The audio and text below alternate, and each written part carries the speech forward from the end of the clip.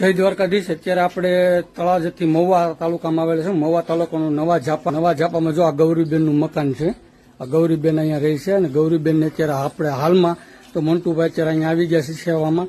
3 મહિના ચાલે એટલું આપણે કરિયાણું જે આપણું ગરીબ નિરાધાર જરૂરિયાતમંદ લોકોનું જે વોટ્સઅપ ગ્રુપ છે ને એ વોટ્સઅપ ગ્રુપ દ્વારા આપણે 3 મહિના ચાલે એટલું કરિયાણું અર્પણ કરવાનું છે. ને આ ગૌરીબેનનું ઘર છે. જો આ ગૌરીબેન નવા ઝાપામાં રહી છે. આવી એની પરિસ્થિતિ છે. આવા મકાનમાં રહે છે.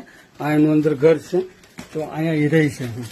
આપણે ગરીબ નિરાધાર જરૂરિયાતમંદ લોકોનું જે વોટ્સઅપ ગ્રુપ છે ને એ વોટ્સઅપ ગ્રુપ દ્વારા 3 મહિના ચાલે એટલું કરિયાણું આપણે અર્પણ કરવાનું છે.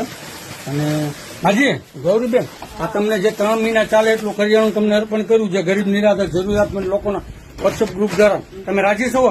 રાજ્યભાઈ એમને જો તમને ઘણો આભાર બાપા. અને હું તો માત્ર નિમિત્ત છું. કરતા હરતા તો આમાં દર્શક મિત્રો છે ને અમારા ગ્રુપના